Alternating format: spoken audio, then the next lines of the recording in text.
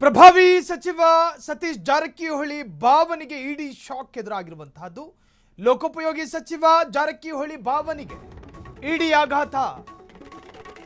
ಪ್ರಭಾವಿ ಸಚಿವನ ಭಾವನೆ ಮೇಲೆ ರೇಡ್ ಆಗಿದೆ. ಬೆಂಗಳೂರಿನಲ್ಲಿ ಇಡಿ ದಾಳಿಗೆ ಬಿದ್ದ ವೈ ಮಂಜುನಾಥ್. ಇಡಿ ರೇಡ್ನಲ್ಲಿ ದಸ್ತಗಿರಿಯಾದ ವೈ ಮಂಜುನಾಥ್ ಸಚಿವ ಸತೀಶ್ ಜಾರಕಿಹೊಳಿ ಅವರ ಅಳಿಯ. ಅಬಕಾರಿ ಇಲಾಖೆಯಲ್ಲಿ ಡಿಸಿ ಆಗಿದ್ದ ಮಂಜುನಾಥ್, ಹೆಚ್ಚುವರಿ ಡಿಸಿ ಆಗಿ ಸೇವೆ ಸಲ್ಲಿಸುತ್ತಿದ್ದ ಮಂಜುನಾಥ್. ಅಬಕಾರಿ ಇಲಾಖೆಯಲ್ಲಿ ಡಿಸಿ ಆಗಿದ್ದ ಒಬ್ಬ ಪ್ರಭಾವಿ ಅಧಿಕಾರಿ ವೈ ಮಂಜುನಾಥ್ ಈಗ ಎನ್ಫೋರ್ಸ್ಮೆಂಟ್ ಡೈರೆಕ್ಟರೇಟ್ ಅವರ ಬಲೆಗೆ ಬಿದ್ದಿದ್ದಾರೆ. ಜಾರಿ ನಿರ್ದೇಶನಾಲಯ ಮಂಜುನಾಥ್ ಅವರನ್ನ ವಶಕ್ಕೆ ಪಡೆದಿದೆಯಾ? ಅಬಕಾರಿ ಇಲಾಖೆಯಲ್ಲಿ ಡಿಸಿ ಆಗಿದ್ದ ಮಂಜುನಾಥ್, ಹೆಚ್ಚುವರಿ ಡಿಸಿ ಆಗಿ ಅನೇಕ ವರ್ಷಗಳ ಕಾಲ ಸೇವೆ ಸಲ್ಲಿಸುತ್ತಿದ್ದ ಮಂಜುನಾಥ್ ಅವರ ಮನೆ ಮೇಲೆ ಎನ್ಫೋರ್ಸ್ಮೆಂಟ್ ಡೈರೆಕ್ಟರೇಟ್ ಅಧಿಕಾರಿಗಳು ರೇಡ್ ಮಾಡಿದ್ರು. ಸಂಬಂಧಪಟ್ಟ ದಾಖಲೆಗಳನ್ನು ಪರಿಶೀಲನೆ ಮಾಡಿದ್ರು. ಅವರಲ್ಲೊಂದಷ್ಟು ಮೌಖಿಕ ವಿಚಾರಣೆಯನ್ನು ಕೂಡ ನಡೆಸಲಾಗಿದೆ ಅನ್ನೋ ಮಾಹಿತಿ ಇದೆ. ಏನು, ಎತ್ತ, ಹೇಗೆ, ಈ ಎಲ್ಲದರ ಬಗ್ಗೆಯೂ ಪ್ರಾಥಮಿಕವಾದ ಪ್ರಶ್ನೆಗಳನ್ನು ಕೇಳಲಾಗುತ್ತೆ. ಎನ್ಫೋರ್ಸ್ಮೆಂಟ್ ಡೈರೆಕ್ಟರೇಟ್ ಅಧಿಕಾರಿಗಳು ಕೇಂದ್ರ ಸರ್ಕಾರದ ವ್ಯಾಪ್ತಿಗೆ ಬರುತ್ತೆ, ಕೇಂದ್ರದ ನಿಯಂತ್ರಣದಲ್ಲಿದೆ ಅನ್ನೋ ಕಾಂಗ್ರೆಸ್ಸಿಗರ ಸಾಂಪ್ರದಾಯಿಕ ಆರೋಪದ ನಡುವೆ ಪ್ರಭಾವಿ ಸಚಿವ ಸತೀಶ್ ಜಾರಕಿಹೊಳಿ ಅತಿದೊಡ್ಡ ಇಲಾಖೆಯನ್ನ ನಿಭಾಯಿಸ್ತಾ ಇರುವಂತಹ ಹಾಲಿ ಸಚಿವ ಜಾರಕಿಹೊಳಿ ಅವರ ಸಂಬಂಧಿ ವೈ ಮಂಜುನಾಥ್ ಈ ಹಿಂದೆ ಅಬಕಾರಿ ಇಲಾಖೆಯಲ್ಲಿ ಡಿಸಿ ಆಗಿ ಕಾರ್ಯನಿರ್ವಹಣೆ ಮಾಡ್ತಾ ಇದ್ದವರು. ಇದೆ ಎನ್ಫೋರ್ಸ್ಮೆಂಟ್ ಡೈರೆಕ್ಟರೇಟ್ ರೇಡ್ಗೆ ಸಂಬಂಧಪಟ್ಟ ಮತ್ತಷ್ಟು ಅಪ್ಡೇಟ್ಸ್ಗಳು. ಮಂಜುನಾಥ್ ವಿರುದ್ಧ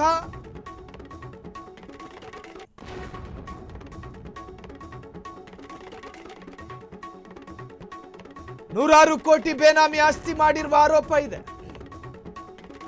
ಟ್ರಾನ್ಸ್ಫರ್ ದಂಧೆಯಲ್ಲಿ ಸಕ್ರಿಯ ಪಾತ್ರದ ಆರೋಪ. ಕಮಿಷನ್ ದಂಧೆಯಲ್ಲೂ ಇಂತಹದ್ದೇ ಮೇಜರ್ ರೂಲ್ ಇದೆ ಅನ್ನೋ ಆರೋಪ ಇತ್ತು. ಮಂಜುನಾಥ್ ವಿರುದ್ಧ ಭಾರಿ ದೈತ್ಯ ಆರೋಪಗಳೆಲ್ಲ ಇತ್ತು. ವೈ ಮಂಜುನಾಥ್ ವಿರುದ್ಧ ಮನಿ ಲಾಂಡ್ರಿಂಗ್ ಆರೋಪವೂ ಇತ್ತು. ನೂರಾರು ಕೋಟಿ ಬೇನಾಮಿ ಆಸ್ತಿ ಮಾಡಿರುವ ಆರೋಪವೂ ಅವರ ವಿರುದ್ಧ ಇತ್ತು. ಟ್ರಾನ್ಸ್ಫರ್ ದಂಧೆಯಲ್ಲಿ ಸಕ್ರಿಯ ಪಾತ್ರದ ಆರೋಪವು ವೈ ಮಂಜುನಾಥ್ ವಿರುದ್ಧ ಇತ್ತು. ಈ ಎಲ್ಲ ಕಳಂಕವನ್ನ ಮೆತ್ಕೊಂಡಿದ್ದ ವೈ ಮಂಜುನಾಥ್ ಎನ್ಫೋರ್ಸ್ಮೆಂಟ್ ಡೈರೆಕ್ಟರೇಟ್ ಅವರ ಬಲೆಗೆ ಬಿದ್ದಿದ್ದಾರೆ. ಸಿಕ್ಕಿದ್ದು ಸಣ್ಣ ತಿಮಿಂಗಿಲ ಅಲ್ಲ, ಬದಲಾಗಿ ಬಹುದೊಡ್ಡ ತಿಮಿಂಗಿಲವೇ. ಕೆದಕಿದಷ್ಟು ಬೆಚ್ಚಿ ಬೀಳಿಸುವ ವಿವರಗಳು ವ್ಯಕ್ತವಾಗ್ತಾ ಇದೆ. ಎನ್ಫೋರ್ಸ್ಮೆಂಟ್ ಡೈರೆಕ್ಟರೇಟ್ ಸಿಸಿಬಿ ಪೊಲೀಸ್ ಅವರ ತರ ನಿಶಬ್ದವಾಗಿ ಬಂದು ಹೋಗೋದಿಲ್ಲ. ಬರುವಾಗ ನಿಶಬ್ದವೇ ಇರುತ್ತೆ, ಆದರೆ ಅವರ ಬರುವಿಕೆಗೆ ಸಿಕ್ಕಿದ್ದು ದೊಡ್ಡ ತಿಮಿಂಗಿಲ ಆದರೆ ಹೋಗಬೇಕಾದ್ರೆ ಶಬ್ದ ಹೆಚ್ಚಿರುತ್ತೆ. ವೈ ಮಂಜುನಾಥ್ ಈ ಹಿಂದೆ ಅಬಕಾರಿ ಇಲಾಖೆಯಲ್ಲಿ ಜವಾಬ್ದಾರಿಯನ್ನ ವಹಿಸಿಕೊಂಡವರು, ಡಿಸಿಯಾಗಿ ಕೆಲಸ ಮಾಡಿದವರು. ಅವರಲ್ಲೆಷ್ಟು ಆಸ್ತಿಗಳಿದಾವೆ ಅನ್ನುವಂತಹದ್ದು ಕೂಡ ಕೌಂಟ್ ಆಗ್ತವೆ. ಸ್ಥಿರವಾಗಿರೋ ಆಸ್ತಿಗಳೆಷ್ಟು, ಚಲಿಸುವ ಆಸ್ತಿಗಳೆಷ್ಟು, ಚರಾಸ್ತಿ. ಸೊ ಇವೆಲ್ಲವೂ ಕೂಡ ಎನ್ಫೋರ್ಸ್ಮೆಂಟ್ ಅಧಿಕಾರಿಗಳು ನೋಡ್ತಾರೆ. ಅಳಿಯನ ಮೂಲಕ ಸತೀಶ್ ಜಾರಕಿಹೊಳಿಗೆ ಖೆಡ್ಡ ತೋಡ್ತಾ ಜಾರಿ ನಿರ್ದೇಶನಾಲಯ. ಸಿದ್ದು ಪಾಳೆಯದಲ್ಲಿ ಗುರುತಿಸಿಕೊಂಡಿದ್ದ ಸತೀಶ್ ಜಾರಕಿಹೊಳಿ ಕೆಪಿಸಿಸಿ ಅಧ್ಯಕ್ಷ ಸ್ಥಾನದ ಪ್ರಬಲ ಆಕಾಂಕ್ಷಿಯಾಗಿದ್ದ ಸತೀಶ್ ರಾಜ್ಯ ರಾಜಕಾರಣದಲ್ಲಿ ಕೋಲಾಹಲ ಸೃಷ್ಟಿಸಿದ ಎನ್ಫೋರ್ಸ್ಮೆಂಟ್ ಡೈರೆಕ್ಟರೇಟ್ ದಾಳಿ. ಸತೀಶ್ ಜಾರಕಿಹೊಳಿ ಯಾರು? ಸಿದ್ದರಾಮಯ್ಯರ ಪರಮಾತ್ಮ. ಬಿಡದಿಯ ಟೌನ್ಶಿಪ್ ವಿಚಾರದಲ್ಲಿ ಡಿಕೆ ಶಿವಕುಮಾರ್ ಅವರ ನಿರ್ಧಾರದ ವಿರುದ್ಧ ತೆಳುವಾಗಿ ಮಾತನಾಡಿದ ಒಬ್ಬನೇ ಒಬ್ಬ ಪುರುಷ ಸಚಿವ ಅಂದ್ರೆ ಅದು ಸತೀಶ್ ಜಾರಕಿಹೊಳಿ.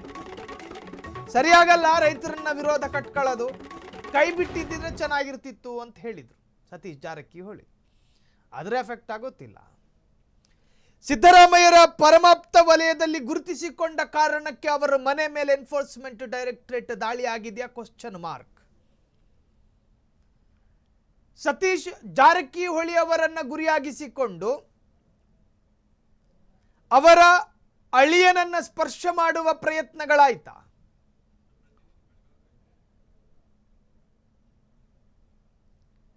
ಈ ಬಗ್ಗೆ ಹೆಚ್ಚಿನ ಡೀಟೇಲ್ಸ್ ಕೊಡೋದಕ್ಕೆ ಬೆಳಗಾವಿ ಪ್ರತಿನಿಧಿ ನಜೀಮ್ ಈಗ ಫೋನ್ ಸಂಪರ್ಕದಲ್ಲಿದ್ದಾರೆ.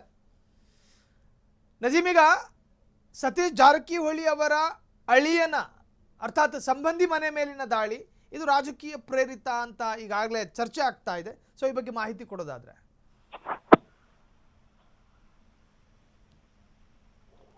ಅಜೀಮ್, ನನ್ನ ಧ್ವನಿ ಕೇಳಿಸ್ತಾ ಇದೆಯಲ್ಲ? ಹಾ, ಕೇಳಿಸ್ತಾ ಇದೆ ಸರ್. ಹೌದು, ಸತೀಶ್ ಜಾರಕಿಹೊಳಿ ಹಳೆಯ ವಾಯ್ ಮಂಜುನಾಥ್ ಕೊನೆಗೂ ಇಡಿ ಅಧಿಕಾರಿ ವಶಕ್ಕೆ ಪಡೆದಿರುವಂತದ್ದು. ಬೆಂಗಳೂರು ರೇಸ್ ಕೋರ್ಸ್ ರಸ್ತೆಯಲ್ಲಿರುವ ಸಮೀತ್ ಅಪಾರ್ಟ್ಮೆಂಟ್ ನಲ್ಲಿ ಮಂಜುನಾಥ್ ವಶಕ್ಕೆ ಪಡೆದಿರುವಂತದ್ದು ಸರ್. ವಿದೇಶಿ ಅಕ್ರಮ ಹಣಕಾಸು ವ್ಯವಹಾರ ಹೌಲಾಕಿಂಗ್ ಹಿನ್ನೆಲೆಯಲ್ಲಿ ದಾಳಿ ಮಾಡಿರುವಂತದ್ದು. ಓಕೆ, ಥ್ಯಾಂಕ್ ಯು ನಜೀಮ್ ತಮ್ಮೆಲ್ಲ ಡೀಟೇಲ್ಸ್ಗೆ. ಸಿದ್ದರಾಮಯ್ಯರ ಪಾಳೆಯದಲ್ಲಿ ಗುರುತಿಸಿಕೊಂಡಿದ್ದ ಸತೀಶ್ ಜಾರಕಿಹೊಳಿ ಆ ಕಾರಣಕ್ಕೋಸ್ಕರ ಸತೀಶ್ ಜಾರಕಿಹೊಳಿ ಅವರ ಮನೆಯ ಮೇಲೆ ರೇಡ್ ಆಯ್ತಾ?